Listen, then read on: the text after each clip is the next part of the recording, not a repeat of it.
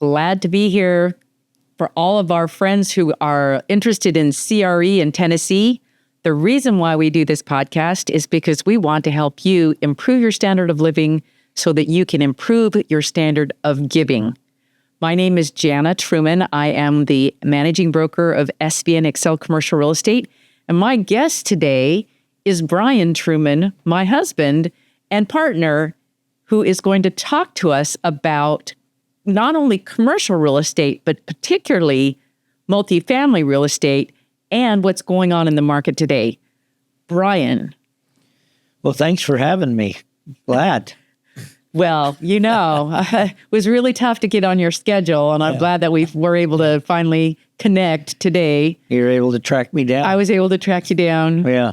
So I was wondering, maybe could you give us a little bit of background on how you got involved in real estate in the first place, and then how did you choose multifamily? Can you give us like the Cliff Notes? I've heard this story 100 times, but some of our listeners may not have heard that before.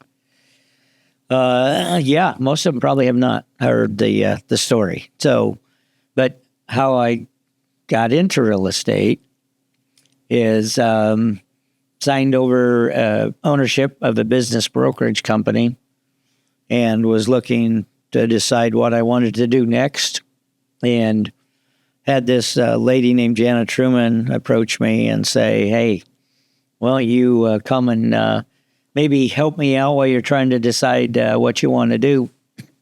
So I went, I went and got my license, and then chose to come and sit in the office with you and check out commercial real estate and see what it was all about, and do a little training. And in that process, probably about a month into it, I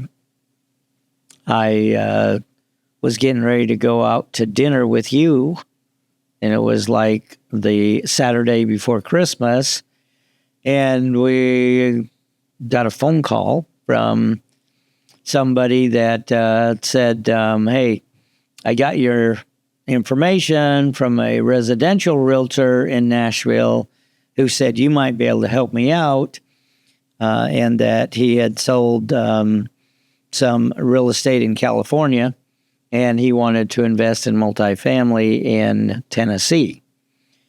He said, "But I'm in a little bit of a bind in that I need to, or tonight at midnight is the deadline for my 1031 exchange."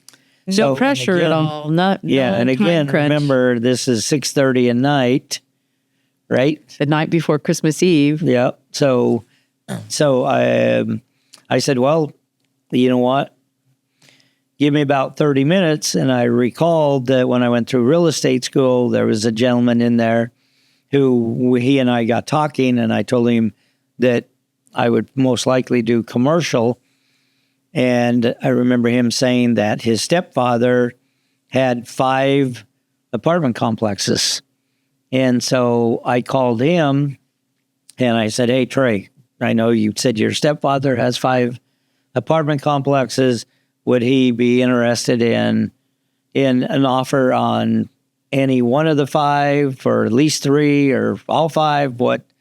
And so he said to me, he's like, "Well, give me 15 minutes. I'll call you back." So as you recall, you and I are sitting there, and we just ordered dinner, and the call came back, and he said, yeah, he would be interested in looking at any offers on 3 of his 5. And so I asked him to go ahead and text me the addresses for those 5, or for those 3, excuse me. And so he went ahead and texted me those. And then I called this gentleman back and said, "Okay, I'm getting ready to text you the names and addresses on 3 properties. That way you can call your 1031 intermediator and give him the contact information so he can put them down and meet the midnight deadline for you." And so that's how I got started into, doing first introduction into multifamily. And right after the New Year, we put those properties under contract right after New Year's. He came out to come and look at them and do inspections. And make a long story short, he also does a large event out in California, which he invited you and I to. And we sat on the front row, and he actually, right before lunch, introduced me as being his Tennessee multifamily broker.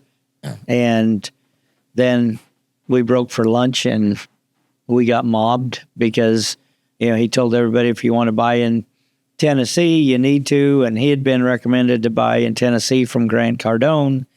And so, therefore, we came back with a whole long list of buyers. 32 or plus, more than that. More than that. And yeah, it was a crazy. So that's how I got started. And that's how basically, I've stayed in multifamily the whole time, since then. So I can remember thinking, this must be what it must be like to be married to a rock star, because you were being so mobbed. It was hilarious. I remember that very well. And we were supposed to have, private lunch with our client and his wife, and then Grant and Elena and Cardone. And then that never happened. Not for you anyway. Not for me. I told you go ahead, and I would answer questions thinking that I wouldn't be there very long. And I was there for the entire hour and a half. And but the way the seating was, was with tables. And so they came from all directions. I couldn't get out the rows to go, but towards the very end, I finally had to just say, I put my hand on the one guy's shoulder and I said, I will be back, but I really have got to go to the restroom. I drank too much water during the day, or that first morning. And so I said, I'll be around for the next couple of days and we can talk some more. But I stood there for an hour and a half and answered questions. So that was in 2016. So he's been doing this for a long time. So he is, right? 2016? Yep. So what is your favorite thing about multifamily? What is the thing that appeals to you the most about that? Well, I think I get that question quite a bit from people that will say, hey, you seem to be extremely passionate about multifamily. What is it, right? And there's a lot of things about multifamily that I like. I think the returns are great. I think you can spread out your overall risk on a property. Bonus appreciation. Your overall just appreciation on the properties as well, from the standpoint that you can push rents. Cut expenses, things like that on it. And so I like all of that, but what really drives me and what I really like to do, and, kind of, if you want to say your why. Right. Why do I wake up every morning wanting to do? Why do you want to do this? Wanting to do multifamily is from the standpoint I love to help, particularly, I love to help everybody, but particularly, the first time multifamily folks, folks that are maybe have done own a few single family rentals, or maybe they own a duplex or a triplex or something like that. They'll want to move into maybe buying a 10 or a 20 unit or something like that. So I enjoy working with them to get them and kind of help them understand how we're going to continue or how we're going to buy that first one, and then we're going to continue to scale up to the point where then they have enough income coming from those multifamily purchases that within a 6 to 10 year time frame, then they'll have enough income that then they can live a life by design, as we call it, right? Right. To be able to choose to do whatever they want to do. They can leave their W-2 jobs and do whatever they choose to do. You don't recommend them leaving their W-2 jobs right away, though, right? You want them to get in there and I think that's actually kind of a big no-no, is to not leave your W-2 job at least until your income from your investments exceeds that of what you would be receiving from your W-2. Yep. Yeah, we depends on how how much your spouse is on board with that kind of a plan, right? Because we do have some clients who their wives have stayed working. That's true. They have they've dipped their toes in a bit and have got a couple of smaller, but then have left those to really go full time into it. So it all depends on your situation. Sure. So we were talking about spouses being on board and what's going on business wise. Well, when we first looked at joining SVN, that was something actually because I was the team leader of our team, and we had been affiliated with other real estate brokerages, but had decided to go out on our own. And I started looking at potentially getting more help with systems in order for us to be able to be ready to scale. We found the SVN franchise, actually, they found us, rather. They started recruiting us. You weren't on board at first because you wanted us to grow our own brand and potentially franchise our own thing. What was the deciding factor for you? I know that was a little bit of a journey. Can you tell us a little bit what was the big deal? Why SVN? Well, I think you're correct in that I had hesitation because I wanted us to be able to, control our destiny, right, and not have to rely on somebody else. But as we started looking at SVN, right, as the different companies approached us, because SVN is not the only one that approached us, but they came along and we looked at them. And I would say that we did as much due diligence or more probably on them than they did on us. Yeah, that's true. We called, they gave us a list of, other real estate companies that are affiliated with them.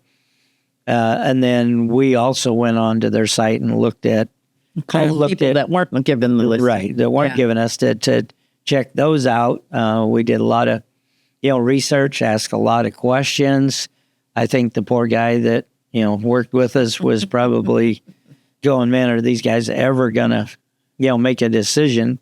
True. But, I think the biggest thing is, and we also own a business brokerage company, so we wanted to see how would that would interface, from that standpoint. But I think, overall, it was when we looked at, the ROI for what we were paying for all of our, the systems and the softwares and the platforms and everything else versus what we could get those same platforms, because of being with, SVN and, they can obviously, they have contracts with some of those where they can get them less expensive than we could. So if you looked at ROI, it made sense for us. But then also, I think just having the national brand, national name, and because a lot of the sophisticated, sellers that we deal with, they know who all the national brands are. Right. So they know who SVN is, and many times that's what they're looking for, somebody to represent them that's affiliated with one of those national brands. And so I think overall those really, there are a lot of other things, but I think those two were the biggest main ones. Is that so the national brand is the matters. The national brand matters big time, and since then, I mean, we felt like that was going to be very important, and since now that we are affiliated with them, it has definitely mattered. It has, so that has been a big thing. We didn't know how much it was going to matter, right? Yeah, we have won many listings over our larger competition too, because of having that national brand from there. And the nice thing too with SVN is, we are very independent. They give you that independence to kind of run your shop how you want to choose to run it. And that's kind of what, Right. that answered my whole control issue that I was having. So what is the big deal with this SVN difference? What is that all about? What does that look like? Well, the SVN, what we call the SVN difference is, in the commercial world, we fight for our commission on every single deal. Right. So on the commercial side, as you know, if we're representing a buyer and we're bringing a buyer to a deal, a lot of our competitors, they don't have buy side commission available. Right. Right. So they don't share commission. The big difference with SVN is that SVN's policy and one of their core tenets, and we've proven this out since we've been with SVN too, is that we share, or SVN shares commission 100% of the time, 50-50. Right. Right. So there's always buy side commission available on any of our listings. And so that means we incentivize those other brokers who would normally not share their listings with us, so that they would actually share their listings with us, because they know, that we will share our listings with them, so that they can get money for doing that, and they don't have to fight over that with their clients. So when you hire us, you're essentially hiring everybody else, which is and so for cool for me, when I get a new multifamily listing, who are some of the first people I send it to? My competitors, because they're going to send it out to all of their clients, because they know they're not going to have to go to that client to get their commission, because there is buy-side commission available for them. Therefore, because of the fact that they do that, SVN has the largest distribution, out there. SVN is also... You mean marketing distribution? Marketing distribution, yeah. And then we've also proven that because of the fact that we do share that commission, 50-50, 100% of the time, that if we're representing the sellers, we can get typically 9.6% higher price because of that. And that's been proven. There's research to back that. Wow. So that's a big deal.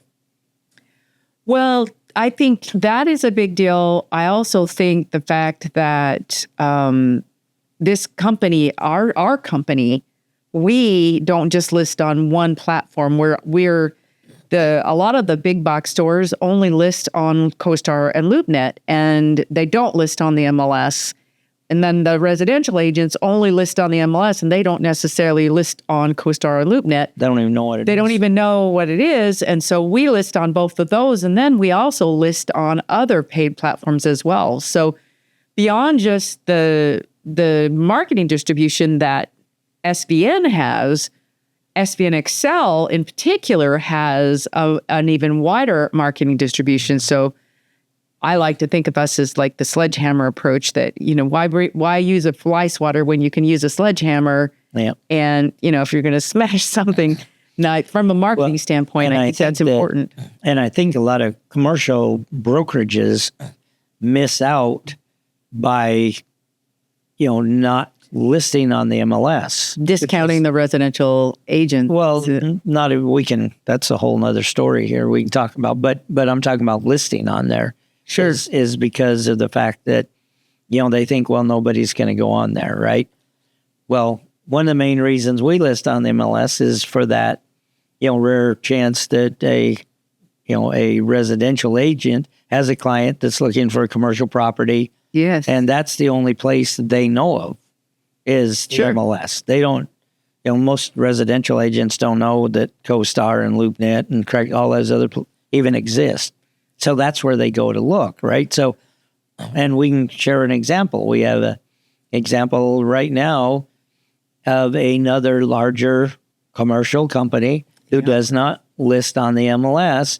They had a client that approached them and wanted them to list properties for them, but they said, we want to make sure you list it on the MLS. Well, this large company doesn't list on the MLS. So they approached us and asked us if we would co-list those properties with them, which we did. And, it was probably 99% chance that the property wouldn't be found on the MLS. But here you go. What happened? We had a residential agent was looking on there, saw it, and those properties are now under contract, right? So exactly. So I think that's the perfect example of why we list on there, is because, you just never know.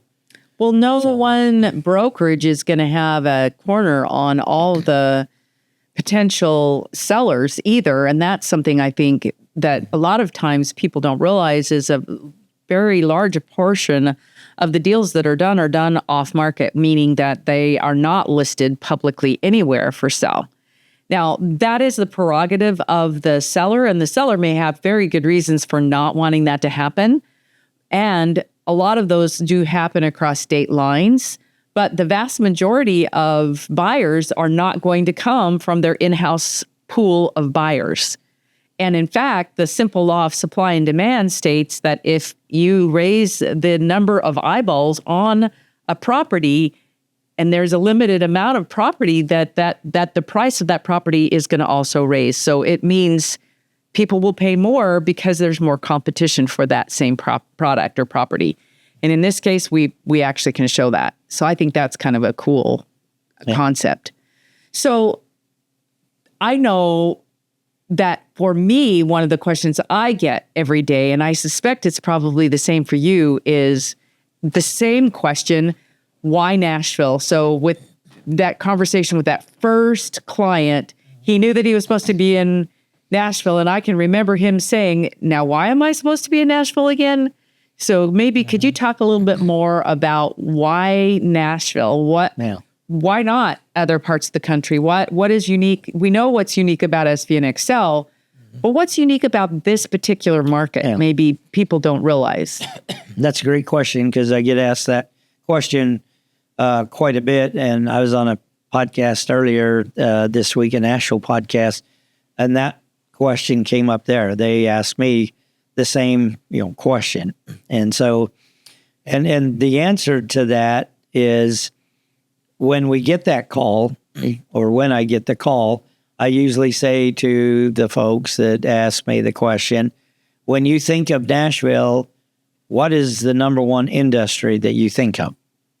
And the vast majority of them say music. Right. And I'm like, okay, that's a great answer. But if I told you that was like number 7 on the list of industries, would that, surprise you, shock you? And they're like, yeah, absolutely. And then, so then I will say to them, okay, if I told you that healthcare is by far the largest, would that surprise you and shock you? And they also say, absolutely. Yeah, so it's not exactly what they're thinking of when they think of Music City. No. And so then I will run down like the top 10, right? And say, here's the top 10 industries. And they will notice how, what the variety is in those. And then they will say, oh, okay, now I get it. And the point is that it's the light bulb. It's the diversity of industries. The diversity of industries. Nashville is not, our economy is not based on just 1 or 2 industries.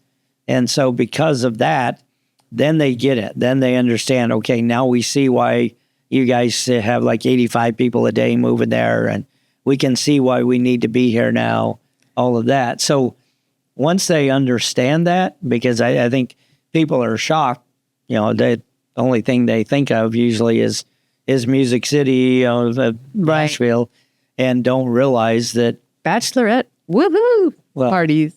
Well, most people don't even know that either. Yeah. That Nashville, Nashville passed Las Vegas, with the number one spot for bachelorette parties in the country. So that's not the number one industry, but that is it's a big industry here, but that's not number one. So Nashville is not a one-note Music City. Good one. Because they have all the different industries and being national headquarters. That's actually one that people don't think about, but we have a lot of national headquarters in Nashville. Also, logistics-wise, they don't think about Nashville, where we are located so centrally in the middle of the country, really. And we are 2/3 of the United States are accessible within 9 hours of this Nashville area. So I think that's pretty cool. Yeah, that's huge. For us here. What was the economy like with the crash of 08 and 9 here? And how has the latest downturn affected us? Talk about that. Well, and that's part of kind of, we get into that conversation too when people call asking about Nashville as well, is, back in 08, 09, when a lot of areas went down, anywhere from 20 to 40% or so. Nashville hit maybe, somewhere between like 7 to 9%, and that was it. And so it was far different than, the rest of the country. But again, it goes back to that whole point of that we don't have just, one or two industries where, things like that are going to affect us. So. If one of those is really hurting, then everything goes down everywhere. We have kind of like checks and balances and, segments that where one is down, the other one's up, and vice versa throughout that. So it really balances it. I think you can answer the question better than I can on how our economy is set up with we make things that get sent out versus the economy. Sure. Yes, absolutely. Maybe you can talk about that. Well, in economic terms, when there's a base economy and then there's a secondary economy, you want to talk about making money from outside that comes into Nashville versus money that just circulates within it. And think of a community, and we know communities like this all across the United States where there may be one or two small industries, but there's a dry cleaner and a dentist and a real estate company or whatever, but it's all about just circulating the money within that closed system. And there's not a lot of new money coming in. And the thing that Nashville enjoys, and I think this is very unique, well, not very, very unique, but thriving cities, they have an increase in population and they have an increase in the economic status. People are bringing money in from outside sources. So think about those woohoo, we call them the woohoo girls. They're living all over the United States and they're bringing money into the national economy. So tourism is in the top 5 for us. It's just not the number 1 for us. Then you have the education. We have all kinds of educational opportunities here with private universities and with public universities, and that's bringing money from outside in. We also have the industrial and logistics, because those hubs are logistic hubs, and people are bringing goods in, and then they're distributing them throughout the United States, and so that's bringing money in. Another one would be, of course, music. People coming in from all over the United States. HCA, the medical stuff. We are basically known as the Mayo Clinic of the South with Vanderbilt and HCA and we have CHS and those hospitals organizations research. They own the largest network of private hospitals in the United States, and so the money is coming from outside of Nashville and coming to Nashville. Yeah. So there's, and we didn't even talk about automotive. No. And automotive is also. Yeah, Volkswagen and. Yes. And Nissan and Mitsubishi and GM. Right. Here. Yeah. So. They're in the top 7. Yeah. So. Yeah. Yep. But along with that, healthcare, another small, factor. So for all of our single, male friends out there, Nashville is a good place to move to because of the healthcare. Yeah, there's like twice as many single women as there is men here. So, for you guys that are looking, Nashville's a good place to move to. It's a good thing I already got mine, huh? So that's actually, I've heard guys mention that's one of the reasons why they moved to Nashville, was because they had educated women with good jobs that they could pick from. I know it's funny, but that doesn't have anything to do with real estate. But no. Since we're talking about things, we just threw that in. Right. Yes, sure. Well, and probably the one thing, at least in Williamson County, that people don't realize about our economy also is that we have a high percentage of well-performing schools. Mm-hmm. Top schools. And in fact, Williamson County is a highly educated and wealthy county in and of itself. It's one of the top, depending on who you talk to, top 10 or top 15 wealthiest counties in the country. But the education system for Williamson County is also a huge draw. Yeah. So that means that people are moving here. They're choosing to bring their kids, and they're putting their kids in public school. And I saw on an article that I read just a couple days ago that it was like 30 of the Williamson County schools made it in the highest echelons of, I want to say presidential schools or something along that lines. When you think about the number in relation to the total number of schools, that's a really high percentage of schools that are high performing schools. So people want to live here because of the quality of life, because of the promise of jobs, et cetera. And so that then trickles down into a bunch of different ways that affect commercial real estate. Obviously, multifamily, people are moving in. Young, if they're young and unmarried, they love to live downtown and they want to live in apartment buildings, right? Yep. The logistics provides the jobs for those people. They live out in some of the outlying areas, and they want to be able to have really good, high-paying jobs. They can get jobs with the automotive or with logistics or with healthcare. Another aspect we haven't even talked about is IT. Now Nashville is becoming more of a secondary IT hub than a lot of the second-tier cities as well. Oracle that's moving here. They've already started on that, and they're going to bring, depends on the report you read, between 8,000 to 12,000 jobs. So, so that's another one. We could be our own economic development group we're big fans of Nashville, but so we've been just here. Come and invest. Come and invest. And use SVN Accel Commercial Real Estate. Yes, there you go. Well, I think as far as commercial real estate is concerned, what are you seeing with what's going on in relation to the banking and the promises of interest rates, et cetera? What's the latest? So on the multifamily side anyway, I will just say, I can just speak to the overall. I just tell people right now, so we're getting towards, the end of, the first quarter here. Right. We're going into March, so we'll be end of first quarter here shortly. But the first quarter of 2024 has been far different than it was 2023. Phew, our activity is up. And our number of deals that we have under contract is way up. And so there is a lot of, I think, pent up, people that have, I think they have looked at the market and seen that, okay, looks like Federal Reserve's not going to raise any, interest rates. Right. And so, okay, we've stabilized.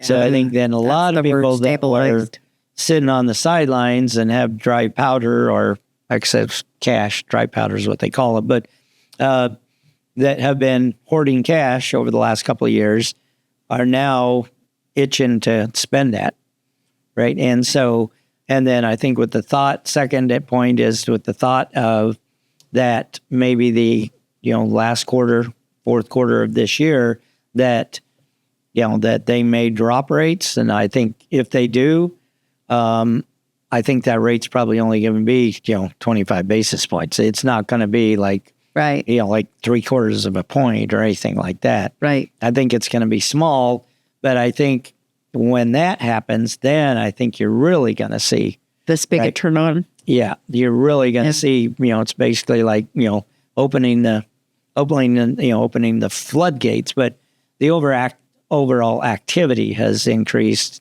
greatly, and there's still a lot of people looking for properties.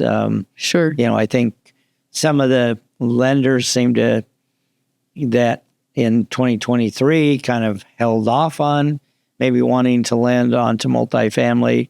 We're hearing now some of them are calling us. They're thawing out and saying they're willing to do that now. Yeah, saying, okay, you know what? Now we're looking at the multifamily again on lending on it. And so I think, there's a lot of good signs that are pointing to, in January, I told everybody, I think at our first, learning series and our first multifamily focus group meeting we do here, I told them, buckle up and hold on to your chair because I think 2024 is going to be a wild ride.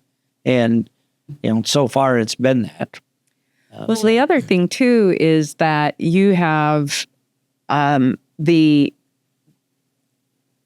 people ask us, are there any bargains to give us all the, the good stuff, the cheap stuff. And we have to tell them that there really aren't a lot of bargains, if you will. You've got to find basic good fundamentals, and there's never been a better time to buy than now because of that.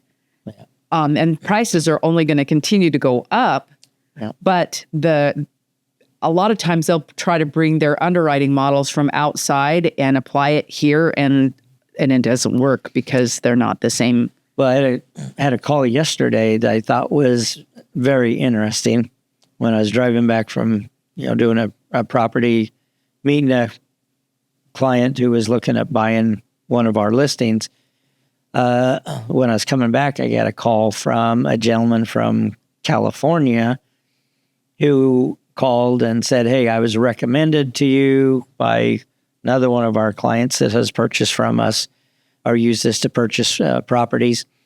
And he made the point he's like, hey, I really want to have you start helping me now because I want to buy stuff now because that first rate drop, I have a feeling then I'm going to be in competition with a lot of that other is people, so right? True. And so, to your point, this is just making your point that you just made is that, he was like, hey, I want to buy now, even though I may pay slightly more, but he also knows that he can refinance that thing too. Yep. But he wants to buy now where he has less competition, which I think is extremely, extremely smart. So I think it's interesting, though, that the rates, I was expecting to see a lot more catastrophic failures by now, and we actually haven't seen that as much. And so when we were looking at the beginning of Q4 of last year,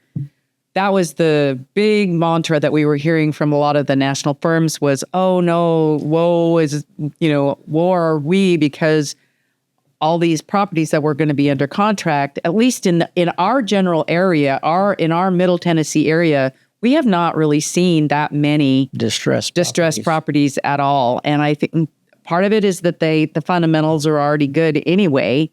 But I also think that the banks have done a pretty decent job of working with those that were in that distressed, or the people have sold.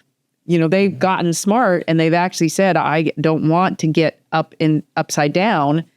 And they have gotten out from underneath those properties. And so I think you were telling me there's only been maybe 2 or 3 in almost the whole state of Tennessee of properties that are. Well, I know here in the Middle Tennessee area, there's only been a couple, and those are under contract. Yeah. Right now. So I think you may see some more of those as we go towards third and fourth quarter. But to your point, I don't think there's going to be as many distressed as I think a lot of people thought. Last quarter of 2023, when there was a lot of talk about that. I don't think that's going to happen, but that's just that's Brian 101. Not Sure.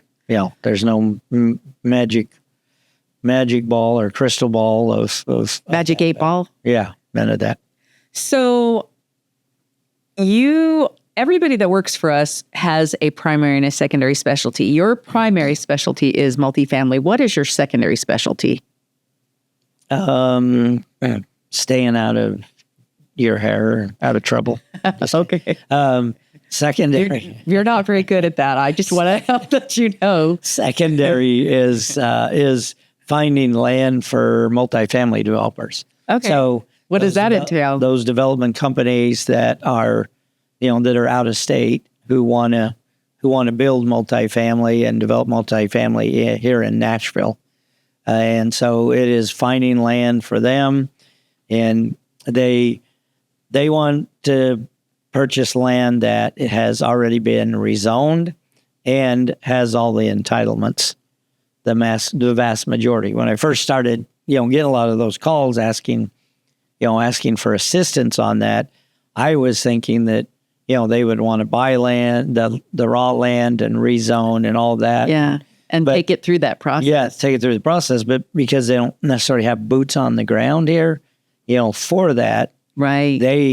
They want to have that done, already, right? So yeah. So number one, it's been finding that. Number two is to work with some development companies, that they're development companies, but they actually don't develop any, but they will. They're the entitlement company. They basically they do will paper development. Yeah, so we can sell them the raw land, and they will take it and get it rezoned and all the entitlements, and then bring it back to us, and then have us sell it to these, the developers per se. Right. So that's my secondary after multifamily. Okay. Well, so what do you think is the plans for SVN Accel and Exit Advisors and our property management? Where would you like to see those go in the next 3 to 5 years? You want the serious answer? Or yeah. Well, yeah, I do. I don't know. I was going to ask you. You're the managing director, right? Okay. Well, where would you like it to go? Well, I think it's only going to continue to grow. So, we're on a good path. Of growth. We continue to have, people contact us about coming to work for us. Yeah. Which is always a fun conversation, because we get to kind of ask, how did they hear about us? And just side note is the vast majority of them, tell us that they understand we're the only ones that provide any training. So if they're going to get into commercial real estate, this is a good company to come to. But I think we're doing a good job on, bringing good talent on board, on the real estate side. Right. I think that, the business brokerage is going to continue to, to grow with the whole, what they call silver tsunami, coming, where you have people who are, getting of the age that they want to sell those businesses. And I just want to put a plug in for that, because I would really like for us to get a couple more brokers. Well, yeah. So if you're interested, contact us. Yeah, and I think that silver tsunami hasn't happened quite as quickly as I think people thought it maybe, but it is still coming though. But yeah, we are hiring for more business brokers if anybody's out there. And then commercial property management.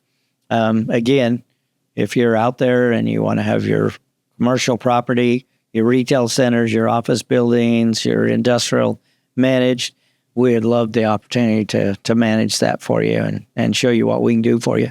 Yeah, from the management side. But I think they're just going to continue to grow. As we have a good reputation in the market of who we are and how we treat people. Right. That we're honest and ethical and have the highest integrity. So I expect those to continue to grow. As you know, from being married for 35 years, I'm not the most patient person. So none of those grow as fast as I would like them to go, but I have to be patient. Well, I will go as fast as I can go. I can promise you that. I think that we have had a chance to visit quite a bit, and I am anxious to talk about our educational opportunities. What do we do? Can you talk about maybe what's coming up in May? Coming up in May is our Accelerate Summit. So just education-wise, we do 2 educational events every month. So one is a multifamily focus group meeting, and the second one is a Accelerate to Generational Wealth learning series. Those are the first and second Thursday of each month. And then our big event that you just mentioned is May 3rd. It's Accelerate Summit, and it's going to be held here in Nashville. We did one a couple of years ago as well here. We brought in national speakers, so we're doing the same this year. We have a lineup of 10 speakers that are going to be presenting to us. And there'll be probably 4 on real estate, but the other 6 are going to be talking about either we have the number one tax strategist in the country that's coming to speak. We have one of the top branding experts that it's going to be here. Number one financial or wealth advisor in the country, who's on Fox News at least once or twice a week, Fox Business News and CNBC as well. We have, folks that talk about alternatives to 1031s. We have a leadership coach who coaches a lot of large corporations, leadership executive coach. And so that's just a few. Yeah. So we have a little bit of everything for people. We have somebody going to be talking about, overcoming adversities in your life. And so we got a real nice lineup. So it's going to be here in Nashville. We've made it very, very affordable for you. Come in. It's a one-day event. And if you want to come in and having dinner with the team and the speakers the night before, you can do that as well. That is a small add-on to your ticket price, but it'll be well worth rubbing shoulders with all the speakers for a few hours the night before as well. So we're big, very, very just big on educating. Our 2 monthly educational series do not cost. They are free of charge. And especially the second one on the second one of the month on Thursday, you can Zoom in from wherever you live in the country. But and then the only one that costs is our big one in May. But it's still very, very inexpensive. It's a bargain for the amount of content that you're going to take away. And again, this is a time when you can come, because 2 years ago when we held it, there were a lot of partnerships that were formed from those that met each other at the event. Deals at that event. Right? Yeah. So deals were done, partnerships were created, all of that. It's as our friend, Bradley likes to say, the more hands you shake, the more money you make. So you want to come out to events like this and, find your next joint venture or your next deal or your next partnership. Yeah. Well, Brian, thank you so much for taking the time to talk to us today. And it's been fun to hear your story. And I'm sure that there were things that the audience didn't know about you that now they know. And I'm grateful that we did decide to go with SVN, and I'm grateful for our team as it continues to grow. And remember, the whole reason why we do this is so that we can help you learn and grow and get on that path so that you can create that life by design, and so that you can improve your standard of living, so that you can improve your standard of giving. We hope that we will see you not only at our monthly events, but also at our event in May. And thank you.